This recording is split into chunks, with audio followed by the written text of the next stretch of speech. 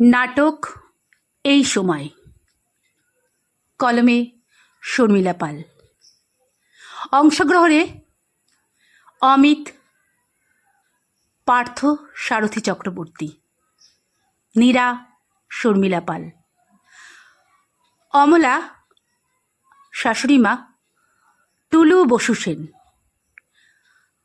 মধুরিমা ননদ কল্যাণী সরকার, বান্ধবী সোহিনী ইলা চক্রবর্তী, পলাশী প্রতিবেশী শিলা চক্রবর্তী। শুরু হচ্ছে নাটক এই সময়।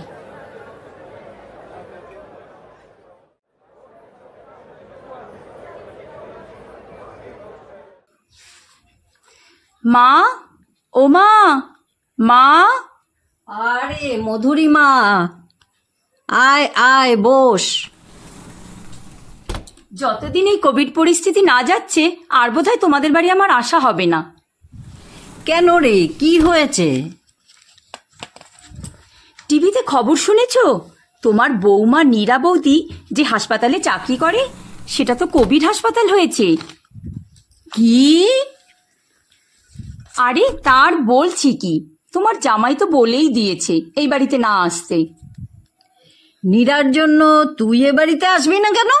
দরকার হলে ওই মেয়েকে আমি বাড়ি থেকে বের করে দেব। তাহলে বরং তুমি তাই করো, বৌদিকেই বাড়ি থেকে বার করে দাও। আমি আমার জন্য বলছি না, তোমার দাদার আর বাবু সোনার জন্যই বলছি আমি। যাই বলিস, সরকারি চাকরি, ভালো মাইনে আছে। আরে রাখো তো তোমার মাইনে, বাবু সোনা এখনো ছোট মা, দেখছই তো করোনায় কত মানুষ মারা যাচ্ছে।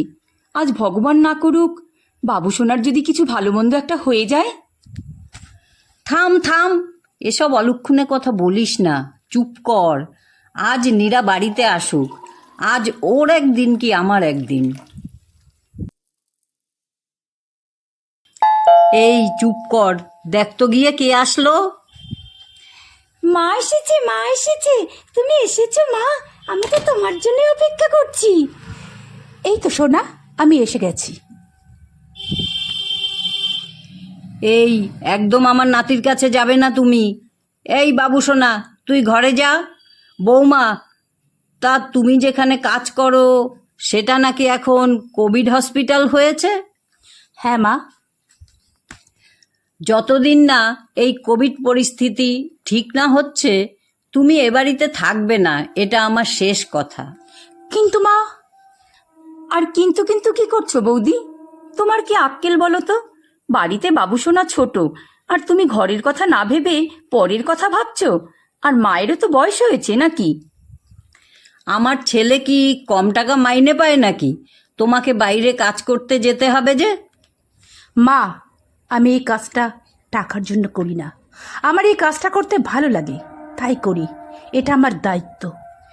তোমার ভালো লাগা না তুমি তোমার কাছেই রাখো বৌদি, আমাদের অত বলতে হবে না। সে তুমি যার জন্যই কাজ করো না কেন, আমার পরিবার আমার কাছে সবার আগে, তারপরে সব কিছু। আর এমনিতেও মেয়েরা এত রাত বিরেতে চাকরি করে বাড়ি ফিরবে, এ আমি মোটেও পছন্দ করি না। ওই তো দাদা ভাই চলে এসেছে। নীরা আর এ বাড়িতে থাকবে না অমিত। তাহলে ও থাকবে? কোথায় থাকবে মা? সেটা তো আমার জানার কথা নয়। ও কোথায় থাকবে না থাকবে সেটা আমি জানবো কি করে?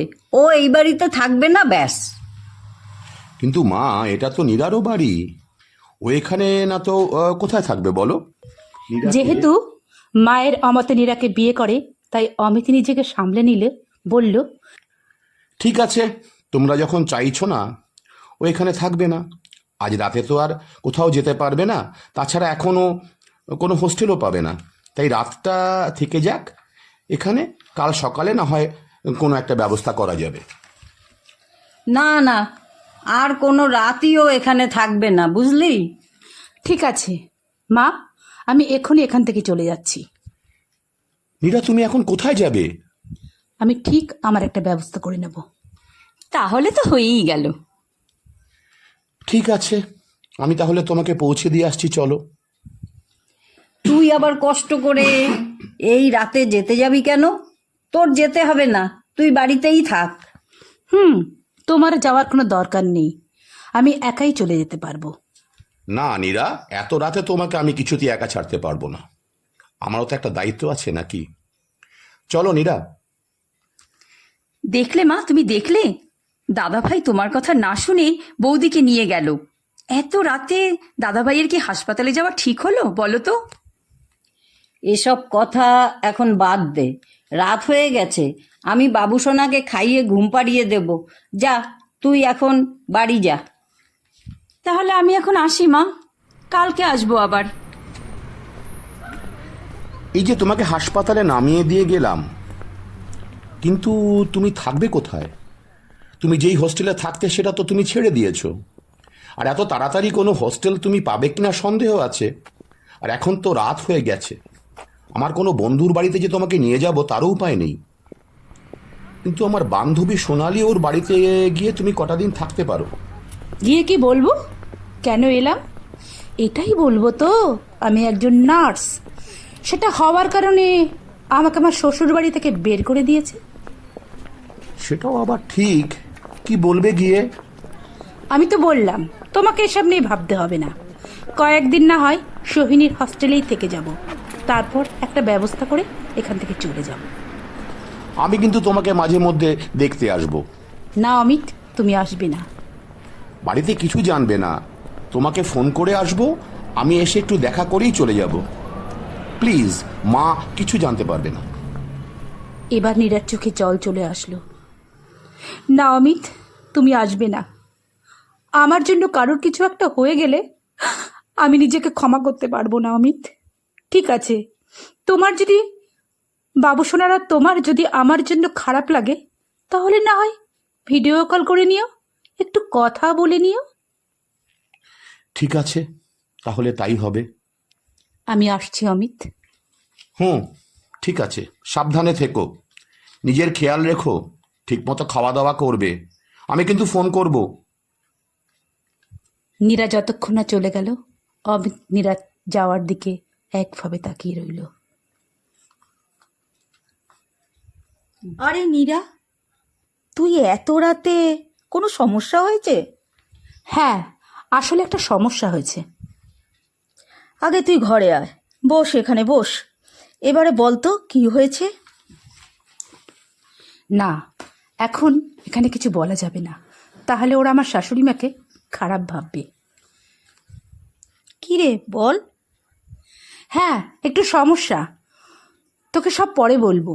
তোর হস্টেলে আমাকে কদিন থাকতে দিবি রে? আমি নতুন হস্টেল পেলে চলে যাব। তুই এরকমভাবে বলছিস কেন? তুই অবশ্যই থাকবি। তোর মতো বন্ধু পাওয়া না ভাগ্যের ব্যাপার, এই ভাগ্য সবার থাকে না। তোকে এখন অনেক ক্লান্ত দেখাচ্ছে, কিছু খাওয়াও তো হয়নি মনে হয়। যা, তুই ওই বাথরুমটা গিয়ে ফ্রেশ হয়ে আয়, আমি তোর খাবার বানাচ্ছি। ঠিক আছে। এরপর অনেক দিন কেটে গেল, নীরা নিজের বাসস্থান পেয়ে গেল।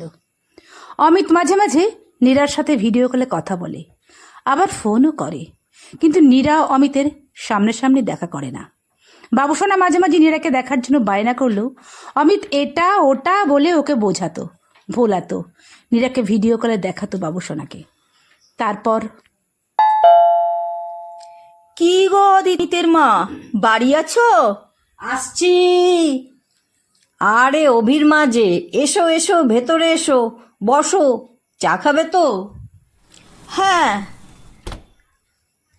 তোমার বৌমা নেই বলেই এলাম। তোমার সাথে কতদিন কথা হয় না। তা তোমার ছেলে বৌমা ভালো আছে তো?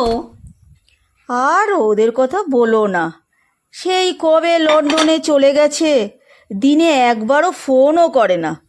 আমি বেঁচে আছি না মরে গেছি তা খোঁজ খবরও নেই, নেয় না ওরা নিজেরা নিজেদের মতোই থাকে। বলো কি, তা তোমার শরীর ভালো আছে তো? না গো, আমার শরীরটা কদিন ভালো যাচ্ছে না, সর্দি কাশি হয়েছে, কিছুতেই কমতে চাইছে না।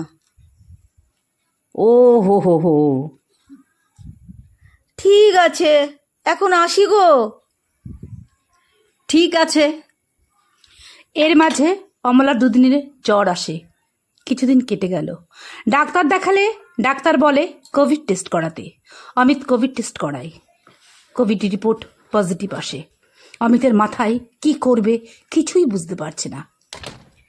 এই দাদা ভাই, এই নে তরকারিটা রান্না করেছিলাম, দিয়ে গেলাম। ভেতরে আসবো না রে? মার রিপোর্ট তো শুনলাম পজিটিভ এসেছে। আমি তো কিছুই বুঝতে পারছি না রে, কি করব। দেখ কি করবি। আজকে আসতে পারলাম, আমার শ্বশুরবাড়ির লোক বলে দিয়েছে আর না আসতে। আর আসতে পারবো না রে। মা সুস্থ হলে জানাস। ঠিক আছে মা, তুমি চিন্তা করো না, তুমি ঠিক হয়ে যাবে।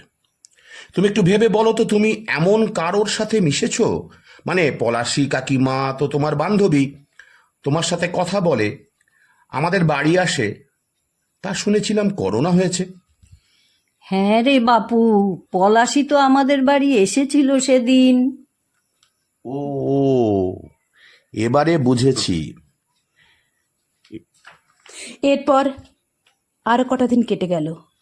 অমিত ওষুধ এনে মাকে খাওয়াচ্ছিল, কিন্তু তাতেও কোনো কাজ হয়নি। অমলের অবস্থা আরও খারাপের দিকে। শ্বাসকষ্ট হচ্ছে। এবার অমিতের মাথা খারাপের দিকে। এই সময় নীরার নামটাই অমিতের সামনে সবার আগে আসলো। অমিত নীরাকে ফোন করলো। হ্যালো নীরা। হ্যাঁ, তোমার গলাটা এরকম লাগছে কেন? সব ঠিক আছে তো? মায়ের দুদিন আগে কোভিড টেস্ট করাই, রিপোর্ট পজিটিভ আসে। এখন মায়ের খুব শ্বাসকষ্ট হচ্ছে, কি করব বুঝতে পারছি না। ওষুধেও কাজ হচ্ছে না। কবে জ্বর এসেছে? এই 5 দিন মতো হবে। কি তুমি আমাকে বলনি কেন? এক্ষুনি আমি অ্যাম্বুলেন্স পাঠাচ্ছি। মাকে নিয়ে তুমি তাড়াতাড়ি চলে এসো হসপিটালে। ফোনটা কেটে গেল। তারপর অ্যাম্বুলেন্স আসে। অমিত তার মাকে নিয়ে হাসপাতালে চলে আসে। সেখানে গিয়ে অমিত দেখলো নীরা সাদা জামা পরে দাঁড়িয়ে আছে। তারপর সে অমলাকে অ্যাম্বুলেন্স থেকে নামিয়ে হসপিটালের ভেতরে নিয়ে যায়। আরও 4 দিন কেটে গেল। অমলা দেবীর জ্ঞান ফেরেনি। নীরা কয়েকজন ডাক্তারের অক্লান্ত পরিশ্রমে আজ অমলা দেবীর জ্ঞান ফিরে। অমলা দেবী দেখে তার বৌমা তার বেডের পাশে তার জ্বর মাপছে। অমলা দেবী জ্ঞান ফিরে এসেছে দেখে মুচকি হেসে বলল, মা, তোমার জ্বরটা আর আসেনি। তোমার মাথায় একটু হাত বুলাই। আজ তোমাকে ছুটি দেওয়া হবে। বাড়ি গিয়ে কিন্তু ঠিকমতো খাওয়া দাওয়া করবে আর সাবধানে থাকবে। এরপর নীরা, অমিত এবং অমলা দেবী অ্যাম্বুলেন্স করে বাড়িতে চলে আসে। অ্যাম্বুলেন্স থেকে অমলা দেবীকে বাড়ি পৌঁছে দিয়ে, মা, আমি তাহলে আসি। অমিত, আসছি। না নীরা, তুমি যাবে না। তুমি এ বাড়িতেই থাকবে। তুমি যেমন আমার ঘরের লক্ষ্মী, তেমন বাইরে দুর্গা। মা, আমি আমার ভুল বুঝতে পেরেছি, আমাকে তুমি ক্ষমা করো। এ কি মা, প্লিজ আপনি ক্ষমা চাইবেন না। ঠিক আছে, তাহলে চলো আজ আবার হাত ধরে আমার ঘরের লক্ষ্মী বাড়িতে প্রবেশ করবে। এসো, এরকম সেবাব্রতী মেয়ে যেন সবার ঘরে থাকে। দুজন দুজনকে জড়িয়ে ধরল। অমলা দেবী মনে মনে উচ্চারণ করছেন, ইয়া দেবী সর্বভূতেষু শক্তিরূপেণ সংস্থিতা, ইয়া দেবী সর্বভূতেষু মাতৃরূপেণ সংস্থিতা। নমস্কার। নমস্কার। নমস্কার।